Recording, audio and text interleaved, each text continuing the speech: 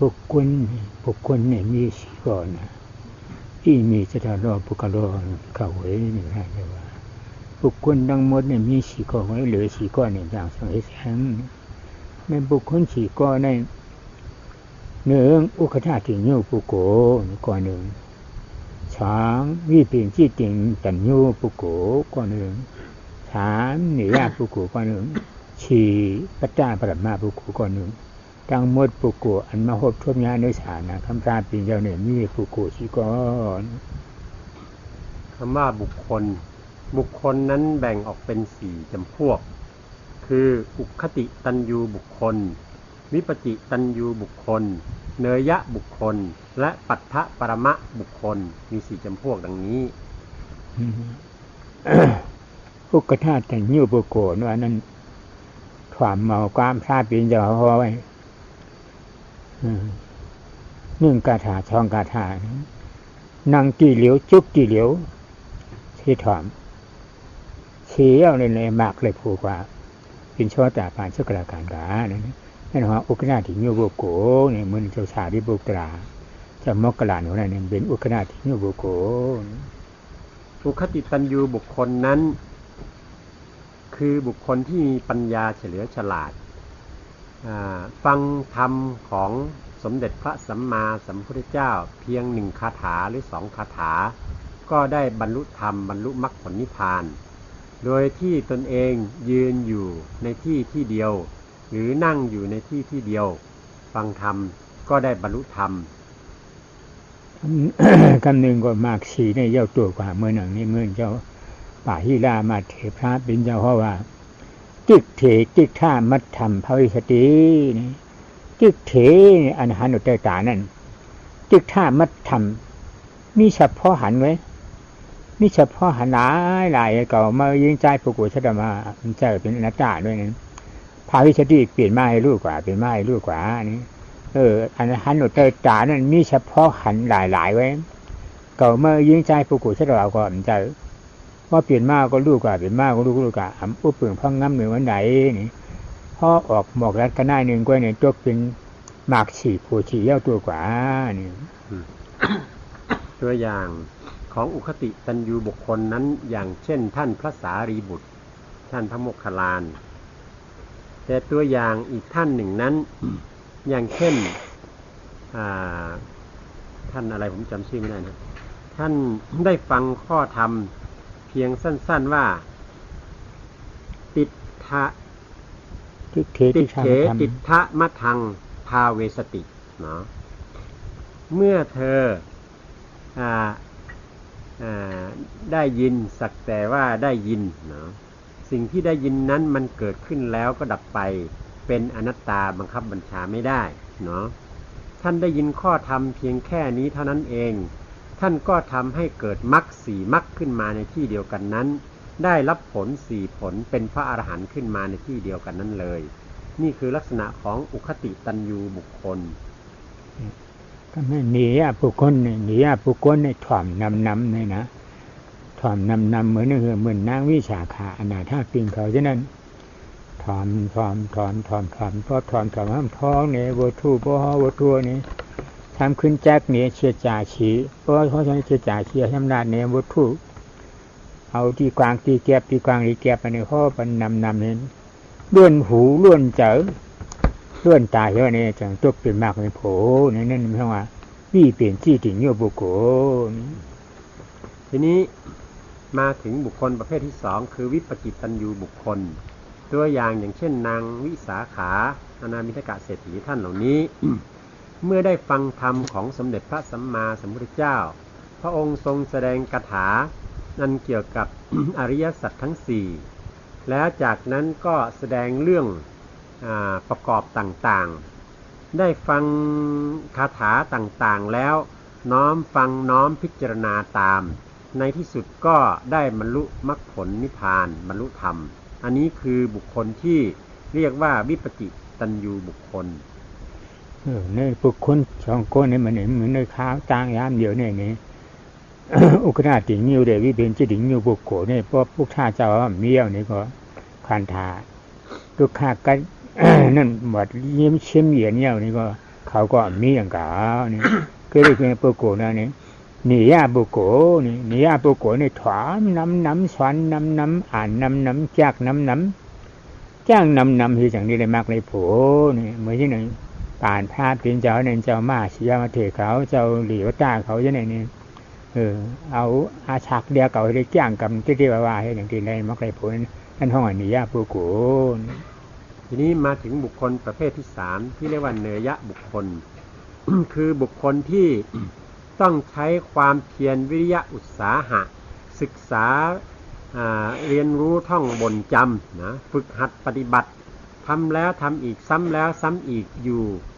จนในที่สุดก็ได้บรรลุธรรมอันนี้ตัวอย่างก็อย่างเช่นท่านพระผมจำไม่ได้อีกแล้วนะท่านในสมัยพุทธกาลก็มีท่านที่บรรลุธรรมโดยยากหลายท่านนะครับปฏิบัติธรรมถึง40 ปีถึงจะได้บรรลุธรรมอย่างนี้เป็นต้นนะต้องเพียรต้องอ่านต้องศึกษาอย่างมากนี่คือบุคคลประเภทที่3เนยะบุคคลได้จำร้ายคำนิยาปุโกในเพียงหนึ่งหนามเนี่ย1 วันในกรีตัวยุกถัดนำทาประมาเฉพาะตราเปลี่ยนลูกขานจากเก่า1 วันในเปียดจูมองไงนะกลางคำ2 จูมองกลางเนย2 จูมองไว้กินข้าวเนย2 จูมองไว้กินข้าววัน2 จูมอง1 วันในเปียดจูมอง2 จูมอง1 ดือ2 จูมอง1 ดือนี่7 วันเนี่ยเปียดจูมองใน4 ปลาย4 ปลาย2 จูมองไงนะ4 ปลาย2 จูมองนี่อ่ำไรมากไรโผวันไหนสมักจูแทง1 วันนี่10 จูมองตัวแทงนี่10 จูมองจ้างทั้งขาแทง7 วันขา70 จูมองมากผมไรเนี่ยมากผมไรทำตัวแทง1 วันนี่12 จูมอง12 จูมองกว่า80 ปลายจูมองวันนึงกำเนิดได้อ่ำไรบ่ไหนถึง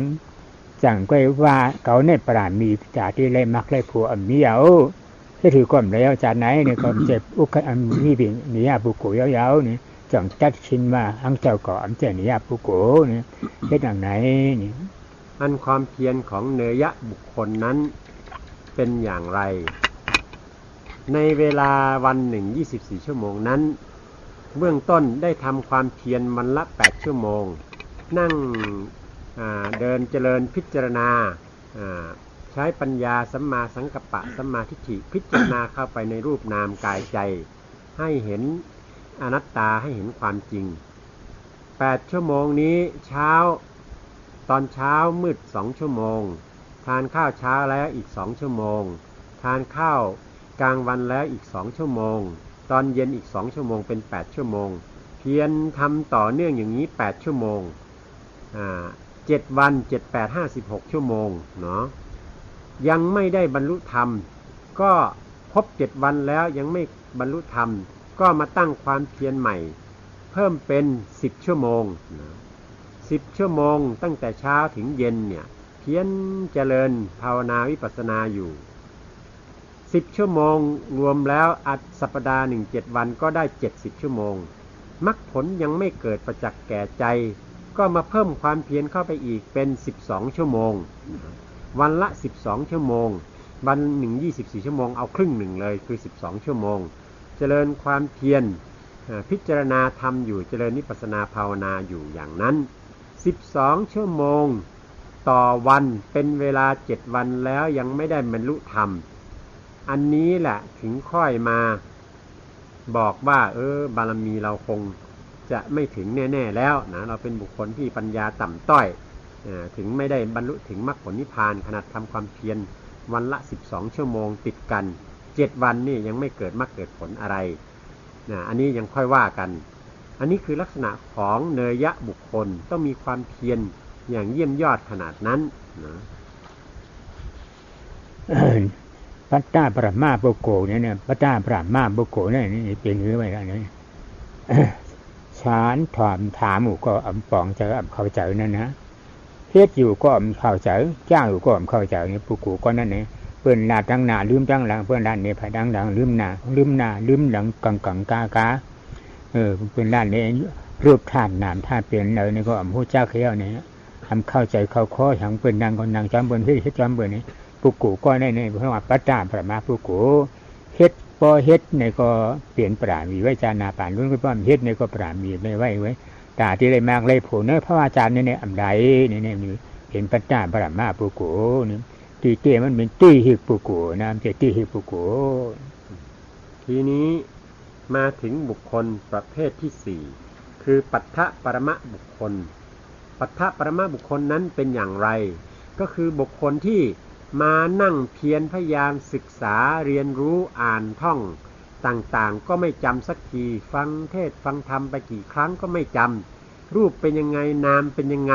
อัตตาอนัตตาเป็นยังไงก็ไม่เข้าใจสักทีนะฟังแล้วฟังอีกเรียนแล้วเรียนอีกทำแล้วทำอีกก็ไม่จำไม่รู้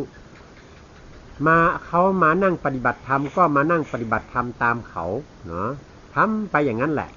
บุคคลประเภทนี้ไม่มีโอกาสบรรลุธรรมในชาติปัจจุบันความที่ได้มาประพฤติปฏิบัติฟังธรรมปฏิบัติธรรมตามเขานั้นก็เป็นสิ่งที่เพียงเพื่อ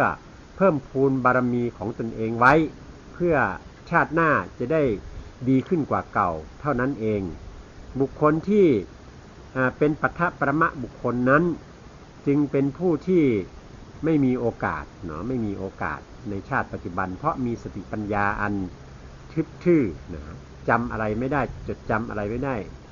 ฟังแล้วเรียนแล้วก็ไม่ยอมจำไม่ยอมรู้ว่ามันคืออะไรที่จริงแล้วบุคคลเหล่านี้เรียกว่าตุ้ยเหตุบุคคลนะคือคนที่ไม่มีสติปัญญานั่นเองเนาะไม่มีสติปัญญาไม่ใช่ติเหตุบุคคลทั้งหมดเลยปุกโกชีกอเนี่ยเจ้าสังเฮ็ดแท้เนี่ยนะเนื้อปุกโกชีกอในอายามค้าหมดอยู่ในอันมีอยู่ในศาสนาคำพาดเป็นอยู่ในมีปุกโกนี่ยปุกโกด้วยพระเจ้าปรมาปุกโกสองกอนี่ยปุกโกเดพระเจ้าปรมาปุกโกนี่เขาเป็นก้อนละนี่ให้บ่ฮู้นะนี่ยปุกโกนั่นเป็นติเหตุปุกโกนะพระเจ้าปรมาปุกโกนั่นเป็นติเหตุมีปัญญานะอันหนึ่งมีปัญญาปองเสียงเลี้ยงใจกันอันหนึ่งมีปัญญาเปิ้นนักกะหือลาดเข้าใจเข้าคอปุกโกอันนี้ปัญญาเก่าเนี่ยเป็นปุกโกผู้ใดภายหนึ่งเนี่ยให้ขึ้นท่าช้างด้วยตัวเจ้าเก่าเพราะว่าเปลี่ยนปุกโกที่เฮกเพิ่นให้จึงเปิ้นลาดทางก็ปองเสียงเลี้ยงใจมื้อนั้นปนาก็ลืมบัดหลังก็ลืมผู้จอมปองจอมเลี้ยงจำหมอเก็บเอาใส่ใจจอมมันนี่ก็นั่นเป็นของที่เฮกปุกโกก็บนดัดตั้งหน้าลืมตั้งหลังกังก้าเนี่ยผู้ปองที่เปียวมันนี่นั่นฮอตุ้ยเฮกปุกโกมีหยานี่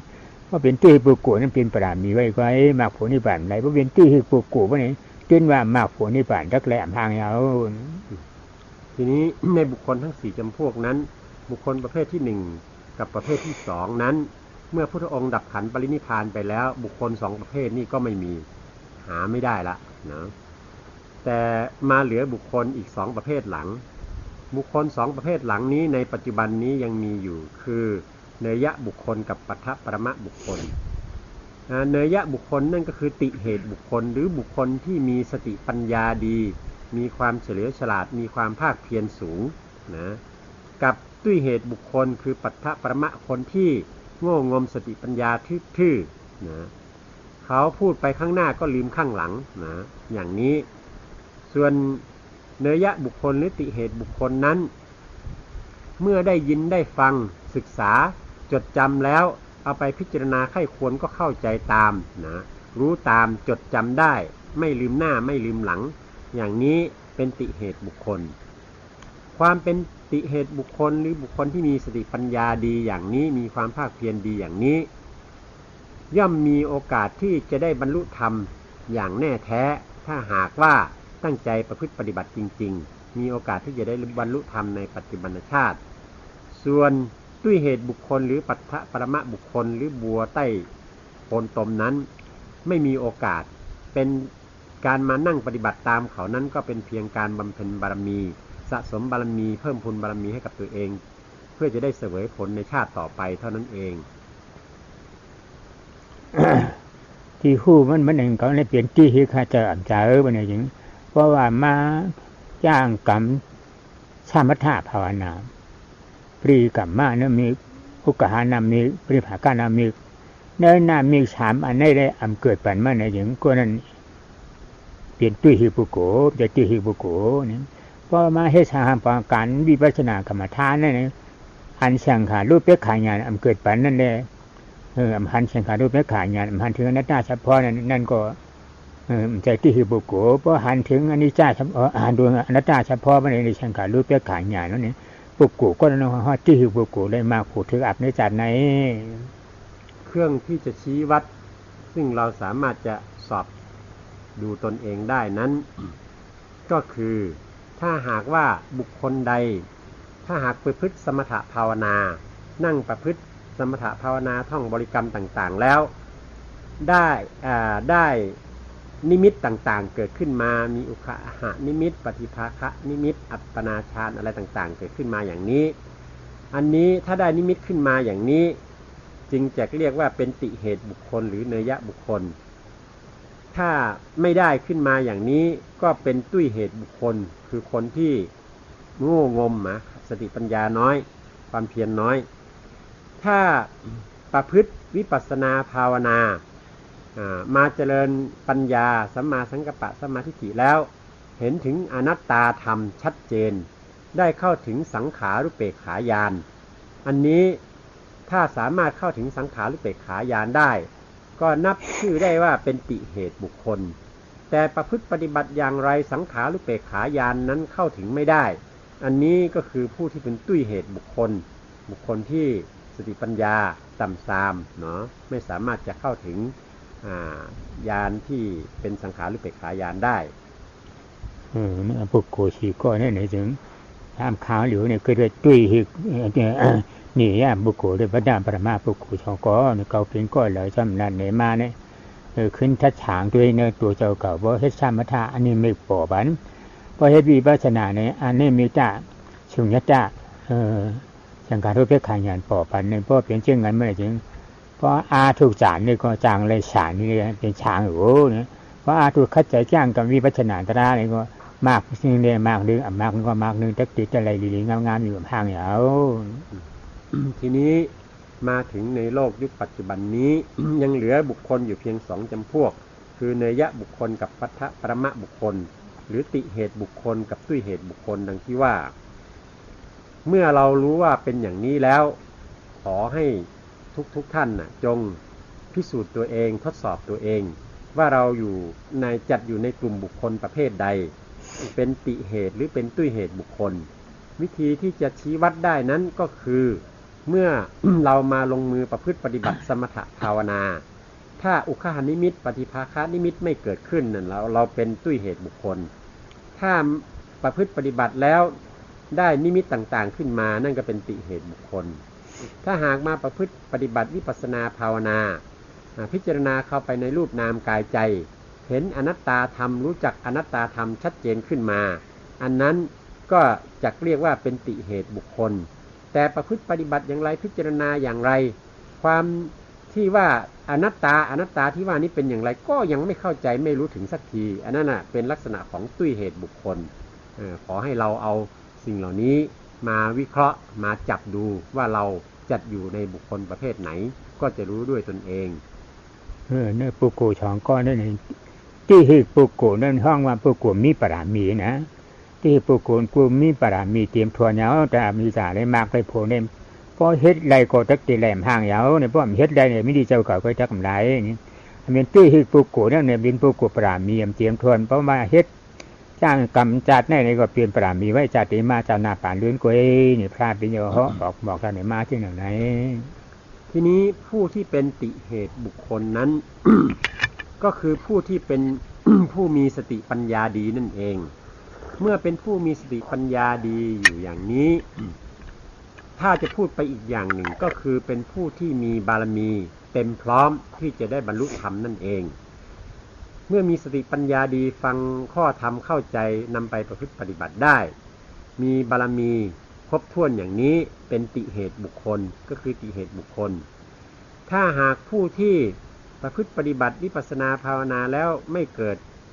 อย่างที่กล่าวมาอันนี้ ก็ย่อมจะรู้ด้วยตนเองว่า ตนเองนั้นมีบารมีไม่พอมีบารมีไม่ถึงดังนั้นก็จึงมีหน้าที่ที่จะต้องมาฝึกหัดปฏิบัติฝึกฝนศึกษาเรียนรู้ซ้ำแล้วซ้ำอีกไปอย่างเงี้ยเพื่อให้เกิดบารมีนะอันจะส่งผลให้ได้เสวยผลในชาติต่อไปนี่คือลักษณะของตุ้ยเหตุบุคคลปารามีเนี่ยเป็นการป่าด้วยการเขามันปองสังหลาการเขาเนี่ยการเมืองกลาอินทรียะของปารามีปารัมกัจจติอิตินาที่ปารามีโยปาลัมที่ผักปุ้นกาหมอฆ่าภาวอฆ่าที่โทฆ่าอวิจฆ่าอันว่าเลวนี่ป่านกระเดียนนั้นกัจจติจางเอาชงยืนฮอดแผวถึงหัวเอาอิตินาที่ก็มันเอายืนชงฮอดแผวถึงผักปุ้นกาหมอฆ่าภาวอฆ่านี่โทที่โทฆ่าอวิจฆ่าตราหลงฉีจุนั่นเองนี่ป่านกระเดียนฮอดถึงกับเจ้าหนึ่งเรียนปารามีว่าจีนในห้องปารามีอันบางอันจ้างเอาชัดว่าปุกกูจี้ที่เขาฮอดชงกะก็ดีกะหมอค่าภาวค่าดีดอค่าวิจารค่าแล้วเปิดเรียนให้ข้ามกว่าเพียงนี่ป่านก็เดียนนั้นฮอดชงกว่าก็ดีในห้องว่าประดามีเราชงถึงนี่ป่าในกามเขาทีนี้คำว่าบารมีนั้นแปลว่าอะไรตัวบารมีนี้มาจากคำว่าปารมีกัสสติเอเตนาติปารมีโยปารมีตัวนี้แปลว่าสิ่งที่พาเอาบุคคลข้ามพ้นโอคะทั้งสี่คือมหาสมุทรทั้งสี่ได้แก่กามโอคะมหาสมุทรแห่งกามมหาสมุทรแห่งความยินดีทิฏฐิโอคะมหาสมุทรแห่งความเห็นผิดกามโอคะทิฏฐิโอคะภาวะโอคะมหาสมุทรแห่งภาวะความเกิดเป็นนั่นเป็นนี่อวิชชาโอคะมหาสมุทรแห่งความไม่รู้ความมืดความบอดมหาสมุทรทั้งสี่นี้ถ้าหากว่ามีบารมีนั้นก็ย่อมจะพาข้ามพ้นมหาสมุทรทั้งสี่นี้ไปได้พาใครข้ามพ้นพาติเหตุบุคคลผู้มีสติปัญญามีความภาคเพียรนั่นเองข้ามพ้นไปได้จึงเรียกว่าบารมีนี่ปารามีมาไม่ใช่ว่านั้นยาวเนี่ยข้าเนี่ยข้าเนี่ยว่าจมดังเนี่ยจมอีหลวงดีจมดังจังจมดังจำดูป้าตากันได้รัฐานพุทธป้าอายุงมากกูงาเปิงหาป้านั้นวันขึ้นเตียนดาชัตวะเขาในรองจำมันเฉยนี่กามว่าขาจิตทอขาจิตที่ขาจิตที่เนี่ยที่ฉันเกิดขึ้นมาก็เปลี่ยนเก่าที่ดิอัตตาจิตที่มีที่จะเกิดขึ้นมาอยู่ตราหนามตราเกิดขึ้นมาตัวเลยก็ว่าเป็นของเก่านั่นห้องจิตทอขาอวิชชาคาเนี่ยอวิชชาคาเนี่ยอวิชชาคาเปลี่ยนอวิชชาคาเนี่ยอวิชชาเนี่ยเมื่อว่ากามเขาไม่ใช่ไหมเนี่ยตราเสื่อมหูตรามีหันนั่นเปลี่ยนไปอวิชชาเฉพาะตราเนี่ยอันจีเนี่ยมันดิ้นหูอันนี้เนี่ยมันดิ้นหันอันจีอันเป็นสังอะไรเนี่ยทุกข้าเชี่ยจ่าหลงชี้โคต่อไปจริงๆมีสังมีทุกข้าก็เนี่ยอันจีแต่ได้เนี่ยมีสังเทียงเนี่ยทุกข้าเชี่ยจ่าจะได้เนี่ยหูเนาะอันมีอยู่หันนั้นว่านั่นเป็นสังไหนเนี่ยเนี่ยก็ชี้โคต่อไปจริงทุกข้าเฉพาะตราหลงเนี่ยมันอุ้มปึงพองงำวางคับอยู่มันเป็นอนัตตาเนี่ยอัมหาเนี่ยอัมหาในข้างว่าอวิชชาคาเนี่ยนี่ก็โจมลองจำมันก็คือนี่ผ้าวอคาท่านมีตามมาพระดูพระดูพระพระเนี่ยมีเชียงพระว่าเก่าจีทีนี้ตัวคำว่าโอคะตัวนี้มีความหมายว่าอย่างไร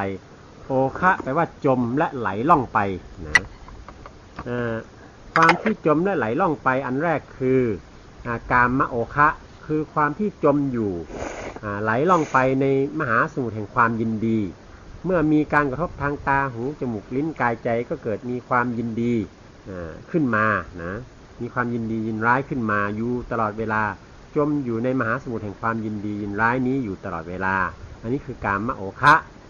ทิฏฐิโอคะจมอยู่ในมหาสมุทรแห่งความเห็นผิดพอมีอะไรเกิดขึ้นก็เห็นเป็นเราเป็นตัวเป็นตนยึดถือว่าเป็นเราเป็นของเราอยู่ตลอดเวลามีความเป็นเราเป็นอัตตาผูกยึดแน่นไว้อยู่ตลอดเวลาอันนี้คือทิฏฐิโอคะอวิชชาโอคะมหาสมุทรแห่งความไม่รู้ความมืดบอดนั้นคืออะไรตัวอวิชชาตัวนี้ทำที่มันใช่มันเป็นจริงเนี่ยไม่รู้นะท ธรรมที่มีอยู่จริงๆก็ไม่เห็นสองอย่างนี่คืออวิชชาธรรมที่มันเป็นความจริงมันเป็นของใช่ของถูกต้องนั่นน่ะก็คืออะไรคือทุกขสัจจะขันธ์ทั้ง5รูปนามกายใจเนี่ยมันเป็นก้อนทุกกองทุกไม่เห็นว่ามันเป็นกองทุกก้อนทุกอันนี้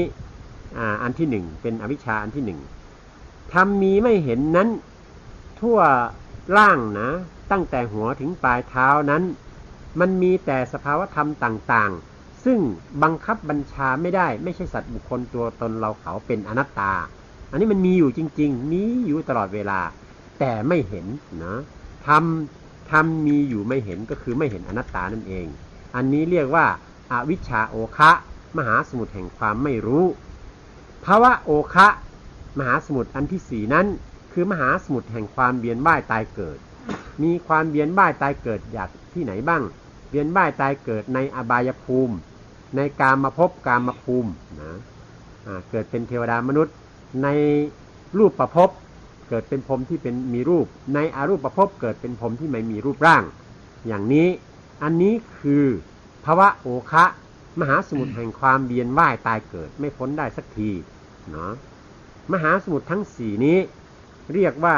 โอคะนะจมไหลล่องเนี่ยก็ออกข้าภาวะในออกข้าเนี่ยมันมีกาเก่าภาวะนะกามมาภาวะนี่กามม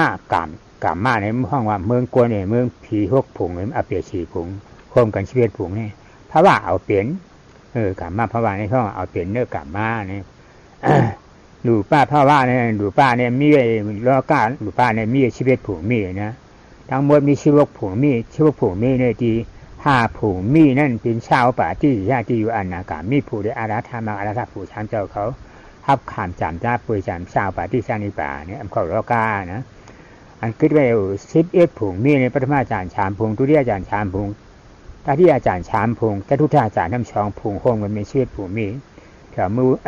อาศิญญาชาติปุ่นนะในห้องว่าดูป้าภาวะเนี่ยดูป้าในอันมีรูปนี่สางอันมีรูปอยู่จึงเขากวนเขาเนี่ยก็มีรูปมีหนามจึงเนี่ยกวนเนี่ยก็เนี่ยห้องว่าดูป้าภาวะนั้นเอาเปลี่ยนเอาเปลี่ยนใน11 ที่ไหนนี่ห้องว่าดูป้าภาวะเนี่ยดูป้าภาวะนะครับดูป้ามีรูปมีหนามเนื้อขันธาธนา4 ตัวไว้นั้นเอาเปลี่ยนในดูป้า4 ผงห้องว่าดูป้าภาวะเนี่ยภาวะในว่าเอาเปลี่ยน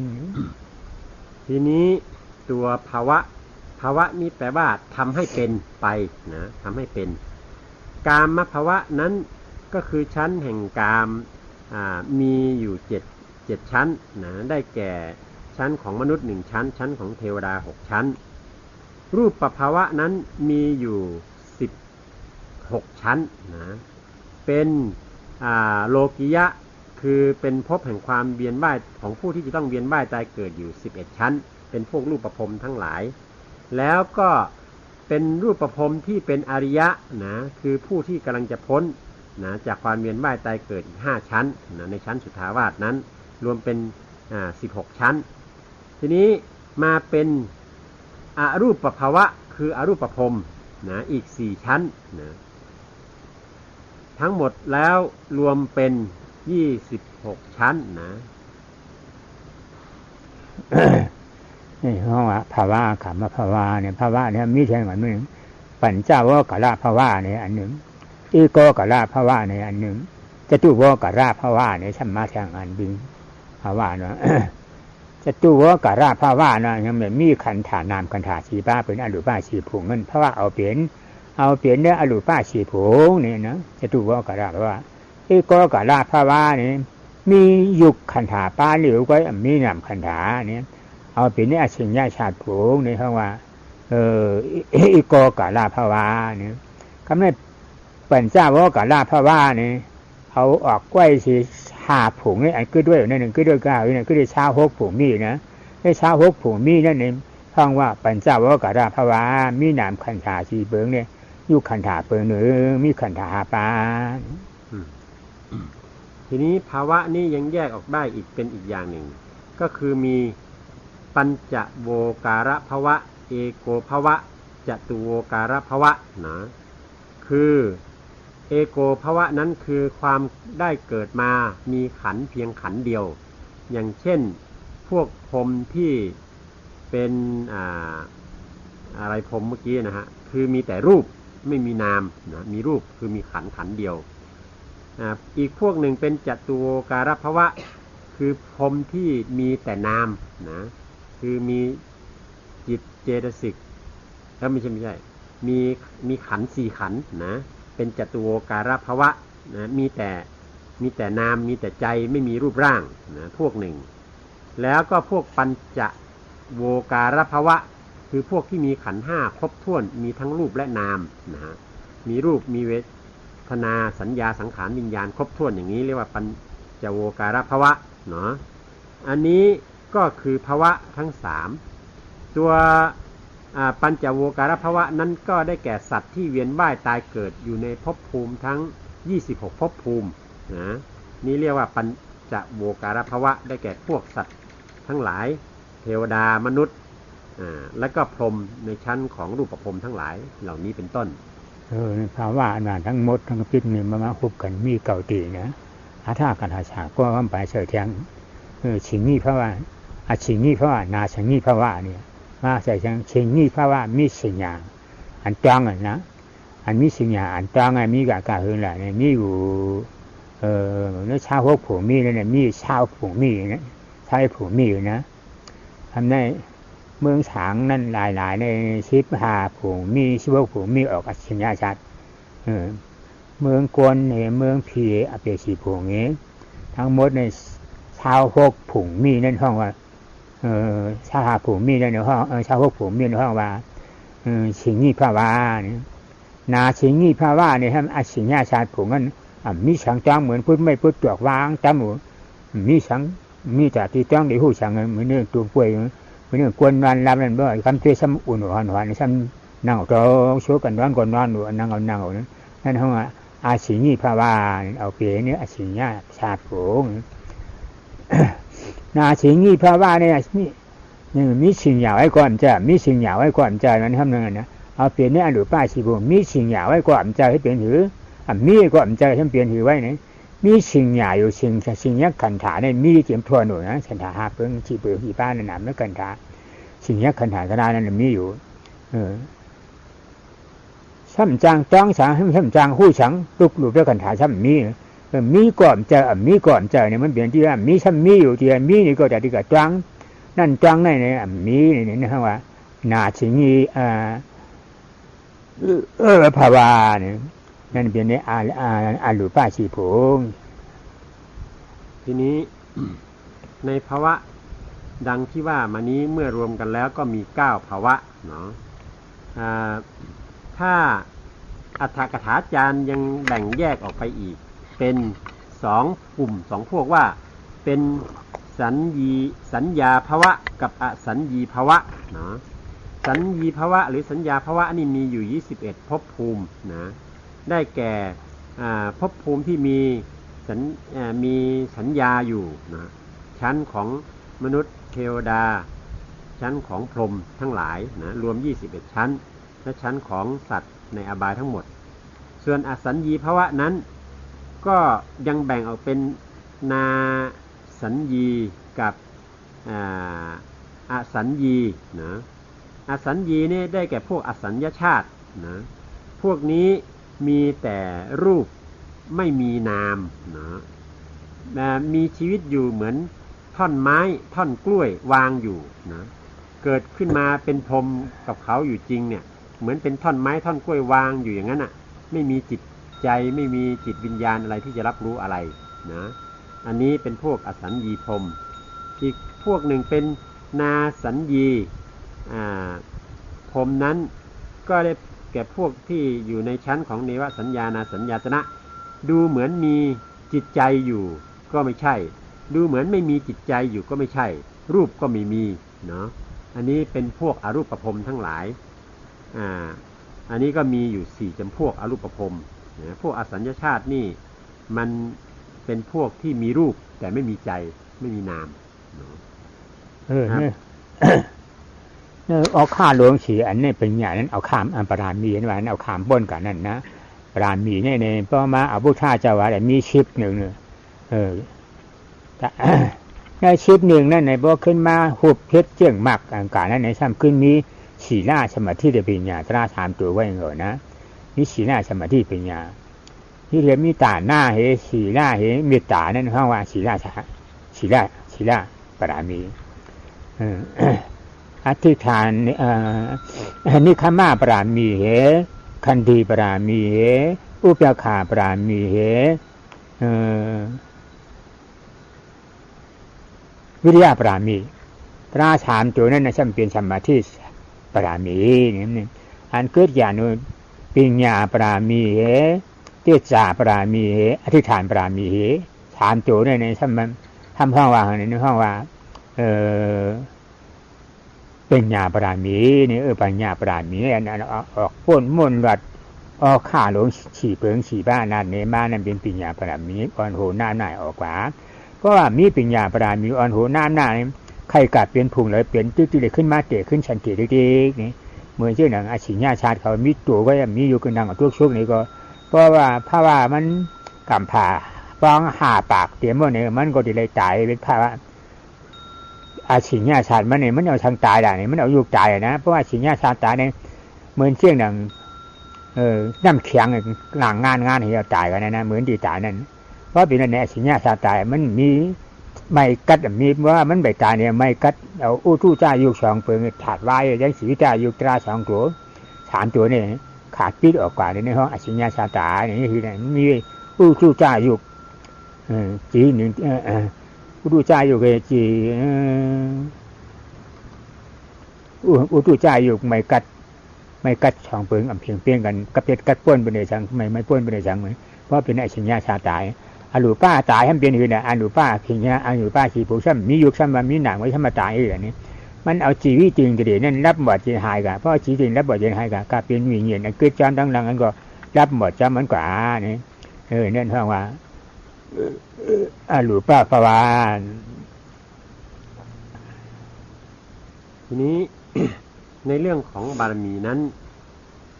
ถ้าเรามาแยกอีกอย่างหนึ่งก็มีบารมีอยู่10อย่างนะอย่างที่เราเคยเรียนรู้เรื่องบารมี10นั่นเองแต่บารมี10นั้นถ้าเอามาแยกออกมาเป็นหมวดมันก็เป็นหมวดของศีลหมวดของสมาธิและหมวดของปัญญา3หมวดนั่นเองตัวศีลนั้นหมวดของศีลนั้นก็มีอะไร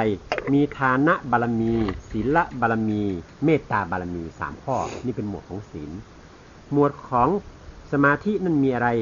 มีเนกขัมมะบารมีขันติบารมีอุเบกขาบารมีและวิริยะบารมี4ข้อนี่เป็นสมาธินะเป็นบารมีส่วนปัญญ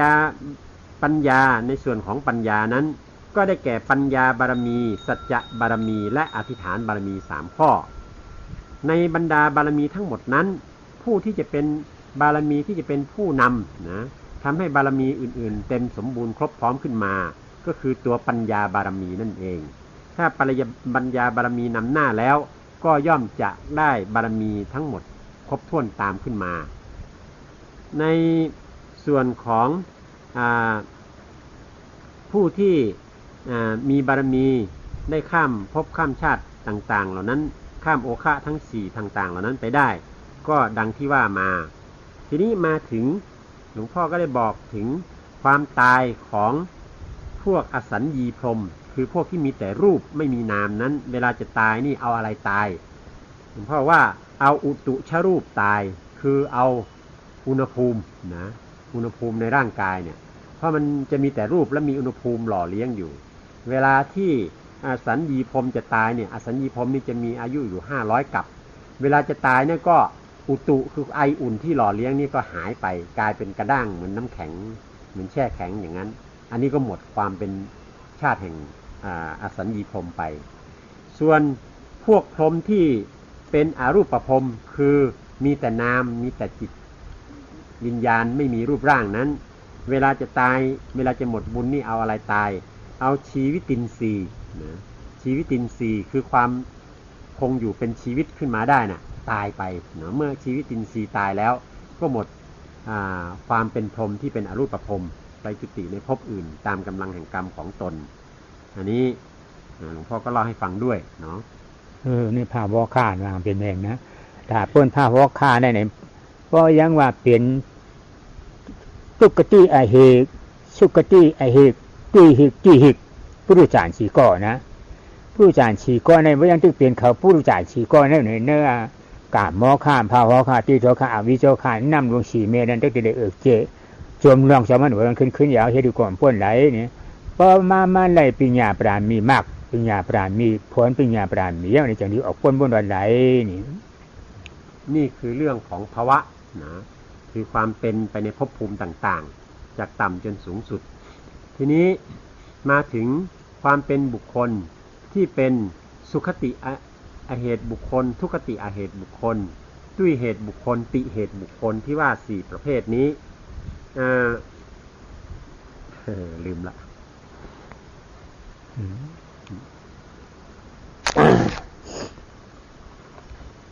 ผู้โกฉีก้อเนี่ยพวกยังเป็นข่าวในอยู่ในอดีตเป็นอยู่ในโลกการเนี่ยเมื่อในข่าวฉีก้อในนี้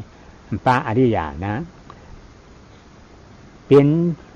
ที่หิกปุกโกมีญาณเป็นญาวุก็เนี่ยมันญาณเป็นญามันเลยมากญาณเป็นญาก็เลยเลิกกินญาณเป็นญาเลิกกินญาณเป็นญาใช่ไหมมหากู้โฉญาณหน้าชัมพยุก4เช่นหรือป้าวาจนะกู้โฉลำ5เช่นหรือป้าวาจนะกู้โฉม4เช่นทั้งหมดมีอยู่13เช่นใน13เช่นนี่มันเป็นปัญญาโลกีไว้เนี่ยนะมันเรียกปัญญาโลกุตระปัญญาโลกุตระนะเป็นสมาธิที่สมาจังกปานะให้เป็นหลวงโลกุตระนี่ก็เพื่อคำในปัญญาโลกุตระนี่เลยตาดีออกป้นในพระว่าหลวงเกาจีนี่ก็คำออกป้นไหลนี่ที่บุคคลทั้ง4ที่ว่านั่นน่ะที่หลวงพ่อเล่าต่อไปก็คือว่าถ้าหากว่ายังไม่ได้ปัญญาบรรลุถึงมรรคผลนิพพานก็ย่อมไม่สามารถจะพ้นจากความเป็นบุคคลทั้ง4นี้นะทีนี้มาพูดถึงตุ้ยเหตุติเหตุบุคคลคนที่มีปัญญากับตุ้ยเหตุบุคคลที่ไม่มีปัญญาตัวบุคคลที่มีปัญญานั้นถ้าหากมีปัญญาอยู่จริงแต่ไม่เอาปัญญานั้นมาเจริญปัญญาสัมมาสังกัปปะสัมมาทิฏฐิจนเห็นความจริงเห็นอนัตตาก็ยังไม่เข้าสู่มรรคผลนิพพานก็ยังเป็น เป็นปัญญาที่เป็นไปในโลกิยะปัญญาที่จะต้องไปเวียนว่ายตายเกิดในภาวะในภพภูมิต่างๆอยู่ในเพราะยังเปลี่ยนผู้รู้จานเอาดีเลยปานโนเนี่ยเขาเนี่ยนะเพราะว่าเป็นออกรัฐภาวะผู้รู้จานเนี่ยมันจะได้เป็นหือนะเนี่ยโลกรรมอุตริตนะจติที่โลกุตโรเนี่ยโลกรรมผักปุ้นโลกาตีอันไรตายอะไรเกิดนั่นอุตรินี่เอาออกข้ามป้นกว่าอีที่มาก็ไม่เอาข้ามป้นกว่าที่อันไรเกิดเกี่ยเจ็บตายนั่นชื่อเนี่ยโลกุตโรชื่อที่ห้อโลกุตระเนี่ยโลกุตระนะมันเอาข้ามป้นเกิดเกี่ยเจ็บตายอันนั้นเนี่ยมากาหมอข้าพอข้าที่โทกะวิเชียวคานน้ำหลวง4เมตรเอาข้ามป้นกานั้นทั้งปรามีก็เอาข้ามป้นเอาข้ามป้นเหมือนกันไว้นะอันหนึ่งเนี่ยอันหนึ่งเนี่ยมันอยู่เหมือนอย่างเฉพาะสระเพียงเฮือเนี่ยอยู่ที่มันน้ำกัดมันสิริขามป้นกว่าอันหนึ่งมันกับปึงอิงขึ้นเจอจิริชิกยุกเลยคือปึงอิงขามป้นกว่านี่เขามีเฉพาะสระ2อันขามป้นกว่านั่นนะก็เป็นนั่นเป็นยามากอังกาเนี่ยมันปึงอิงเผาเนี่ยนะปึงอิงเผาอยู่ที่น้ำกัดตัวมันเห็นเลยขามป้นออกกว่าก็มีอยู่แต่เป็นอัตราที่วิธีการขาดตัวกว่าแล้วปีนช่อตาป่าหน้านี่ที่ตึกทอคานั่นก็ขามป้นกาดีๆงามๆอยู่นะที่ผ้าวอคานั่นก็กามาเพราะว่าเมืองกวนผงหนึ่งอัต4ผงมีนี่5ผงมีนี่ก็ขามป้นกาดีงามๆยาวนี่มันเอาขามกาน้ำอยู่ที่น้ำกัดมันนี่ออกกับกล้วยมาเนี่ยหมากหยาทีนี้ ถ้ายังเป็นปุถุชนอยู่แน่นอนก็ย่อมติดค้างอยู่ในมหาสมุทรทั้ง4แล้วก็ต้องเวียนว่ายตายเกิดอยู่ร่ำไปตราบต่อเมื่อได้ความเป็นอริยบุคคลขึ้นมาเมื่อใดเมื่อนั้นแหละถึงจะก้าวข้ามพ้นจากมหาสมุทรทั้งหลายเหล่านี้แล้วพ้นจากความเวียนว่ายตายเกิดดังบาลีที่ว่าโลกังอุตระตีติโรกุตตะรังโลกุตโลเนาะความที่ข้ามพ้นโลกเสียได้โลกที่ว่านี้ก็คือโลกทั้ง26ชั้นภูมิโลกแห่งความเวียนว่ายตายเกิดทั้งหมดทั้งสิ้นดังที่ได้กล่าวมานั่นเองถ้าหากว่าข้ามพ้นไปได้เสียแล้วอันนั้นเรียกว่าโลกุตระผู้ที่จะข้ามพ้นโลกทั้งหมดทั้งปวงนั้นได้โลกิยะทั้งหมดทั้งปวงนั้นได้คือใครล่ะคือพระอริยเจ้าผู้ที่ทำลายความเห็นผิดลงได้เสียแล้วทำลายอัตตาลงได้แล้วเข้าถึงสภาวะอนัตตาเข้าถึงมรรคผลนิพพานเท่านั้น ถึงจะข้ามพ้นโลกนี้ได้ก็เป็นช่อตาป่านเช็กกาตาการแล้วขามบนน้ำฉีเมกาหมอคาภาวะคาติทอคาวิจคาเนี่ยขามพ้นเลยอันไหนขามบนเลยติดทอขาก็ด้วยถึงสามเมนะเป็นช่อกระดาษเช็กกาตาการเพราะเป็นอนาคาแล้วทั้งขามในทั้งทางหลายขามในติดทอคา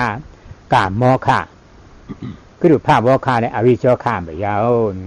ว่าเป็นอรหันต์ตายมันเลยจึงขามในมัวเดียวเนี่ยกามหมอคาภาวะคาติทอคาอวิจคาน้ำของฉีเมเอาเจออรหัตท่ามากอย่างอันเดียวชีเดตัวเหลียวก็เดียวขามพ้นกว่าเนี่ยเท่ากับอรหัตท่าโผขณะนี้เวลา 20 นาฬิกาพระอริยะชั้นต้นคือพระโสดาบันบุคคลนั้นข้ามโอคะหรือข้ามมหาสมุทรอันไหนได้ข้ามมหาสมุทรแห่งความเห็นคือทิฏฐิโอคะได้เพียงอย่างเดียวพระสกิทาคามีก็เช่นกันต่อมาถึงพระอนาคามีพระอนาคามีบุคคลนั้นข้ามอะไรได้บ้างข้ามทิฏฐิโอคะข้ามกามโอคะมหาสมุทรแห่งความยินดียังคงเหลือภวะโอคะและอวิชชาโอคะเพราะยังต้องไปเกิดอยู่นะแล้วก็ยังมีอวิชชาอยู่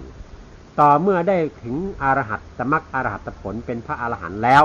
จึงจะข้ามพ้นมหาสมุทรที่เหลืออีก2 อันคือภวะโอคะและอวิชชาโอคะคือไม่ต้องเวียนว่ายตายเกิดอีกหมดอวิชชาโดยสิ้นเชิงออกข้าน้ำหลวงฉีเมตมันเฮาหาอดกันเจนเนี่ยมันมาตัวถึงวันมือเดี๋ยวเนี่ยเพราะว่าอัญญาศาสนาว่านั้นเฮ็ดคือก็ป้นไหลนะญาศาสนาอันว่านั้นเป็นเชื่องคือเวลานี่อันเอาชัมมาที่ชัมมาฉันก็ว่ามากอังกาตราชองตูอ่อนหูน้ำหน้าฉีหน้าเลยสมาธินี่เกิดชิดจ้องหลังเหมือนเนื่องลาวกว่าจ้ำหลังดังเลินนั่นมันเลยจริงอันนั้นห้องว่าศาสนาเยาวนี่เพราะว่าเป็นเชื่องดังในนั่นเลยจริงเอาฉีด้าน้ำหน้าไว้นี่ฉีด้าน้ำหน้าสมาธิได้ปีหญ้าไว้ดังหลังนี่ก็เป็นกามาสุขันธิการนุโยกาตายเกิดเมืองกวนเมืองผีอันนั้นป้อมเอาสมาธิน้ำหน้าเอาฉีด้าปีหญ้าไว้ตั้งหลังหน้าในเมืองอุตกายอาชีอะไรที่อาชีติวิไลอาชีเขาปันพระเป็นเจ้านั่นติวิไลอาชีนี่เลยเพียวกว่าเมื่อฉางอับผงชุดบนหรือว่าชิญญาจะด้านหน้าบนนี้อายุมันได้อยู่84,000กับกำผาหลวงในนี้เมื่ออยู่เช่ากันนั้นเพราะว่า84,000เตรียมไว้นี่ก็ที่เนื้ออคาหลวงน้ำหลวง4 เมตรเนี่ยเมตรอะไรก็เมตรนึงนี่จังใครเปลี่ยนเนี่ยผงเลยเปลี่ยนมานี่มาเกิดมาเปลี่ยนอยู่เนี่ยป้วนไหนนี่ให้ช่างป้วนแล้วมันเป็นปีญญาล้อกี่เนี่ยปีญญาเขามีเนี่ยเพราะมันจะจี้ที่กันแต่เลยสารนี่มีในกองกลางหาวเนี่ยเป็นไรก็ไล่จ้างไล่กรรมเขาเอาสมาธิน้ำหน้าจ้างกรรมเอาปีญญาน้ำหน้าจ้างกรรมยิ่งพระเป็นเจ้าเนี่ยถ้าเป็นเจ้าเนี่ยเอาปีญญาน้ำหน้าจ้างกรรมเป็นตัว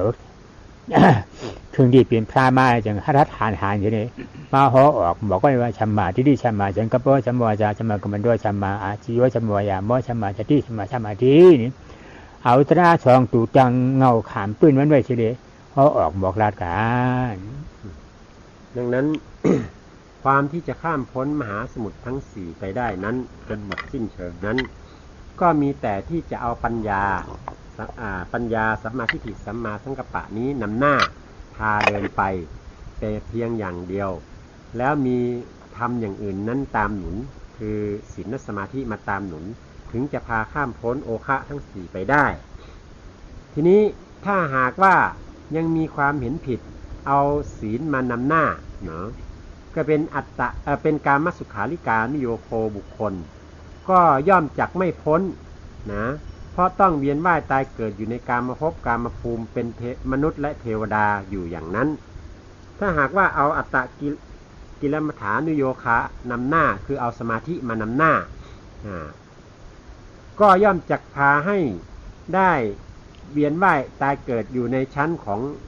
แห่งพรหมนะพรหมซึ่งเป็นผู้ที่มีอายุยืนยาวที่สุดมากกว่าสัตว์ใดๆพรหมที่มีอายุยาวมากที่สุดคือเนวสัญญานาสัญญาตนะพรหมตัวอย่างเช่นท่านกาลเทวินดาบทเนี่ยท่านได้ฌานทั้ง8อย่างเมื่อเวลาที่ตายลงแล้วก็ไปเสวยผลแห่งฌานแห่งสมาธิอันนั้นมาเสวยผลอยู่ถึง 84,000 กับเนาะ 84,000 กับโลกของเรานี้เกิดขึ้นแตกทำลายเป็น1 ครั้งเรียกว่า1 กับโลกเกิดขึ้นแตกไป 84,000 ครั้งถึงจะได้มาเกิด เมื่อหมดบุญจากความเป็นพรหมแล้วก็ยังจักต้องกลับมาเกิดวนว่ายในภวะโอคะในมหาสมุทรทั้ง4ต่อไปอีกนะจะมาเกิดในภวะไหนก็แล้วแต่กรรมเวรที่สร้างไว้จะพาไปให้ไปเกิดอันนี้ก็เพราะอะไรก็เพราะความเห็นผิดก็เพราะความประพฤติผิดโดยเอาศีลเอาสมาธิมานำหน้าจึงเป็นเช่นนั้นแต่ถ้าผู้ใดเป็นติเหตุบุคคลมีสติปัญญาเนาะบุคคลที่เขาได้สมาธิได้ศีลอะไรต่างๆนั้นไม่มีปัญญาหรือมีแต่เป็นปัญญาที่ไม่ถูกต้องไม่ถูกทางทีนี้ถ้าหากว่าเป็นติเหตุบุคคลมีปัญญาดีและมีความเห็นถูกต้องโดยการมาเจริญตามมรรคมีองค์8โดยเอาปัญญามรรคมานำหน้าเอาปัญญาสัมมาทิฏฐิและสัมมาสังกัปปะมานำหน้าตัวเห็นตัวดูตัวพิจารณาเนี่ยเอามานำหน้าเจริญไปแล้วมีศีลมรรคสัมมาวาจาสัมมากัมมันตะสัมมาอาชีวะสมาธิมรรคสัมมาวายามะความภาคเพียรชอบสัมมาสติความระลึกชอบสัมมาสมาธิความตั้งใจมั่นชอบเรียงลำดับกันมาอย่างนี้หนุนเนื่องปัญญาขึ้นไปอย่างนี้ไม่ช้าไม่นานก็จักพาตนเองให้ข้ามพ้นจากโลกนี้ไปได้แล้วก็ได้ข้ามพ้นมหาสมุทรทั้ง4ในที่สุดทั้งว่าเพิ่นถามเฮาควรเฮาอันมีเจียมปีกูเนกำผ่าล้อกาหลวงในมันลูกที่เหลือหนึ่งมานี่ว่าเพิ่นถามเฮาหนังเนี่ยมันลูกก็เลยมาลูกที่หงกุ่งพงมุนเงาตะโคชินฉีราเขาเฮ็ดไว้มีไว้นั่นนี่เขาเลยมาเปลี่ยนกวนนะอันมือเปลี่ยนผีนี่ก็เฮาหันเมืองผีนี่ถ้าเหมือนนึงนั่นก็นั่นก็กะมาสุกดีตระ7ผงนี่นี่ชีรีหน้าเนาะพ่อมาเนาะไกเอาชินฉีราน้ำหน้าจะได้จ้างกำไรกว่านี่ดูป้าคำมีเช้าผงงั้นทำอย่างนั้นเอาสมาธิน้ำหน้าจะได้จ้างกว่านี่นอกกุตรานี่ทำมี9ผงมีมาก4โพชีนี่ปานแล้วกุตรานี่มี9ผงนั่น9ผงมีเอาช่างหน้าให้ก่อนหลานี่เอาปิ่งเนี่ยสมาธิสมาพระสมาสังกัปปะมากอังกาช่องตัวหน้าให้กว่านี่แล้วฐาน34มาในปานพระเป็นเจ้าพระเป็นเจ้าจ้ากายานแต่เขาเจ้าทั้งสิงทั้งหลวงมันเอาปิ่งเนี่ยน้ำหน้าข้ามป้วนเกิดเกียรติเจ็บใจกว่านี่แล้วฐานอันขึ้นไว้เตรียมปีกอยู่ในการผ่าล้อการในพระเป็นเจ้าปวดมากก็ว่ายุ่มย้ำจ้างการนี้แล้วนี่ปึงเองกุงตาหน้าชีได้อยู่เช่าเนี่ยเตรียมปีกกุกระเชงในล้อการอะไรนี่นั่นแหละนักฐานมันอันมือปึงเองปึกกุงพุ่งหมุนเงาตะโคสมาธิที่ได้เปลี่ยนการในชาขีมันมือปานพระเป็นเจ้ามันมีไว้อาลาลายาชีอุลกายาชีติวิได้ยาชีดวงสามก็เดือนั่นอันมีชื่อมีเสียงมันนั่นอ่านปากอ่านเองมาเนี่ยให้ก็เลยเมื่อเปลี่ยนช้างมีเหมือนเมืองช้างเพราะคันมันเชงไม้อันเดียวขึ้นมาเปลี่ยนกวนที่เขาเนี่ยอยู่ ทีนี้ ความที่ได้เวียนว่ายอยู่ในภพภูมิต่างๆหรือข้ามพ้นเป็นโลกุตระข้ามพ้นโลกทั้งหลายไปได้นั้นมันเป็นเพราะเหตุอย่างไรเพราะเหตุอันใดมันเป็นเพราะเหตุแห่งการที่อย่างคนทั้งหมดเนี่ยที่มีอยู่ในโลกเต็มไปไม่รู้กี่พันล้านคนเนี่ยเอาอะไรเป็นเหตุให้มาเกิดเป็นคนเป็นมนุษย์ก็เอาศีลนั่นเองเอาทานเอาศีลที่ประพฤติปฏิบัตินั่นเองมาเป็นเหตุให้มาเกิดเป็นมนุษย์อันนี้เราพอเห็นกันอยู่เรารู้เรื่องกันอยู่และพวกเทวดาล่ะที่มีอยู่เต็มสวรรค์น่ะทั้ง6ชั้นนั่นน่ะเอาอะไรล่ะเป็นเหตุให้ไปเกิดเป็นเทวดาก็เอาทานเอาศีลนั่นเองเรื่องของทานของศีลนั้นเป็นเหตุที่พาให้ไปเกิดในกามภพกามภูมิทั้ง7ชั้น7แห่งดังที่ว่ามานี้นี่ก็เป็นผลของทานของศีลเท่านั้นแหละ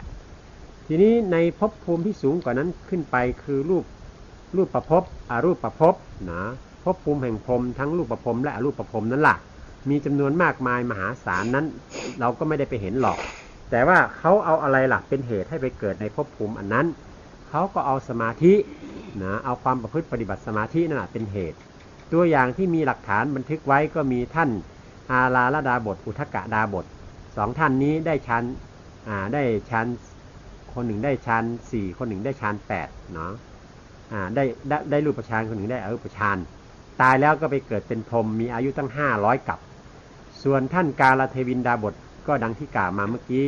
มีอายุ เป็นพรหมอยู่ตั้ง 84,000 กับนี่เป็นตัวอย่างแต่ผู้ที่ไม่ได้บันทึกไม่ได้บอกชื่อบอกเสียงไว้นั้นก็มีมากมายมหาศาลสุดที่จะขนานับได้ท่านเหล่านั้นเอาอะไรล่ะเป็นเหตุเอาสมาธินั่นเป็นเหตุให้ไปเกิดในชั้นแห่งพรหมท ทีนี้ท่านทั้งหลายที่ได้บรรลุธรรมเข้าถึงมรรคผลนิพพานเป็นอรหันต์เข้านิพพานนะเป็นอริยะทั้ง9ชั้นนะฮะมีโสดาสกิทาคาอนาคาอรหันตา4 คู่8ชั้นแล้วก็ไปถึงอนุปาทิเสสนิพพานคือการดับขันธ์เข้าปรินิพพานเป็นชั้นสุดท้ายนั้นทั้ง9ชั้นนั้นล่ะเอาอะไรเป็นเหตุล่ะเอาปัญญาสัมมาทิฏฐิสัมมาสังกัปปะนั่นเป็นเหตุเอามาเจริญเดินนำไปเมื่อเอามาเจริญเดินนำไปแล้วในที่สุดก็ได้เข้าถึงมรรคผลนิพพานพ้นจากโลกนี้เป็นพระอรหันต์กันไปหมดสิ้นมากมายจนสุดจะขนานับเหมือนกันอันนี้เอาปัญญานะเป็นเหตุพาไปทางว่ามาละในปรามีราชิปานั่นมันไหนได้ถ้าได้เปลี่ยนผีเปลี่ยนก้นเป็นอย่างนั้นเป็นวิศีลาปรามีนะศีลาปานาศีลาเหตุตาหน้าเหเมตตาเห3 ตัวนั่นนะถ้าได้เปลี่ยนผีเปลี่ยนก้นนี่คำเนื่องจากได้เปลี่ยนฉางอันบีทั้งหลายเนี่ยอธิทานปรามีวิริยะปรามีนิคามาปรามีเมตตาอุเบกขาปรามี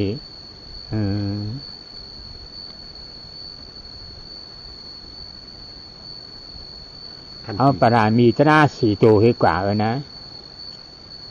กว่ามือเปลี่ยนฉางอันนี้กว่ามือดีนี่ป่านก็เย็นให้เราสังกันนะปิญญาปรามีเชื่อจาปรามีอธิษฐานปรามีเอาปิญญา3 ตัวจะดีกว่านี่มีไว้ล็อกเผอล็อกมันภาพมีพี่ปรามีชิป้าแล้วก็เปลี่ยนปิญญาให้ศีลาให้สมาธิไว้หนังกาเนี่ยมากอังการ8 ตัวจะได้เข้ามากโผนี่ป่านก็เย็นนั่นไหนก็นั่นก็เปลี่ยนปิญญาให้ศีลาสมาธิไว้หนังกาเนี่ยฤาษีตรา3 ตัวในอำจางอากาศช่างมาเฮ็ดแทงเหยาตราที่เก็บมานะทีนี้ถ้ามาพูดถึงบารมีล่ะความได้มาเกิดเป็นมนุษย์หรือไปเกิดเป็นเทวดาเอาบารมีอะไรมา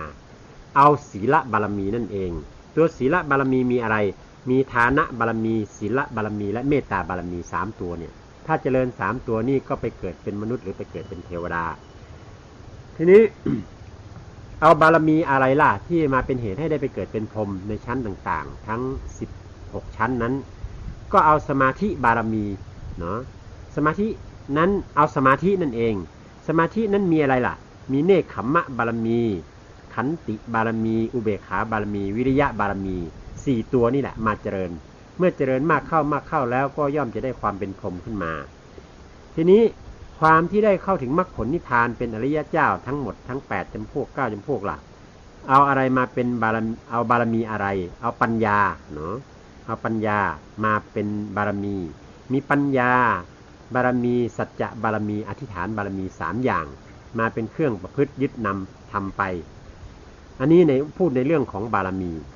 ถ้าจะมาว่าแล้วมันก็มารวมอยู่ในปัญญาศีลสมาธิทั้ง3 ข้อนั่นเองเนาะในเรื่องของมรรค8มันก็มาลงอยู่ที่ปัญญาศีลสมาธิทั้ง3 ข้อเหมือนกันเนาะปัญญามรรคศีลมรรคและสมาธิมรรคบารมีก็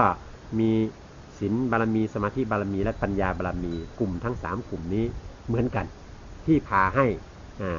ไปสู่ภพภูมิต่างๆหรือพ้นจากภพภูมิต่างๆธรรมะบรรยายสำหรับคืนวันนี้ก็ขอยุติเพียงเท่านี้